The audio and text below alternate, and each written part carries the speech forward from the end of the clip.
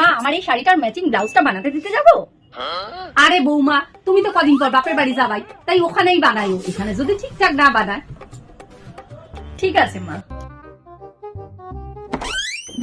আরে মা আমার চুলটা একটু কাটতে যাবো ভাবছি, যাবো একটু পার্লারে মা। আরে বৌমা তুমি তো দুদিন পর বাপের বাড়ি যাইতাছই, তো ওখানে গিয়াই তোমার চুল কাটতো, তো ওখানে হয়তো চুলটা তোমার ভালো কাটটা দিব, তাই না বৌমা? ঠিক আছে মা। আরে মা ভাবছিলাম যে আমার কিছু মেকআপের জিনিসপত্র আনতে যাবো, যাবো একটু মা। আরে বৌমা তুমি তো দুদিন পর বাপের বাড়ি যাইতাছই, যা কেনাকাটা করা যা কিছু করা সব বাপের বাড়ি গিয়াই করবা, যাও তুমি আমাকে। ঠিক আছে মা।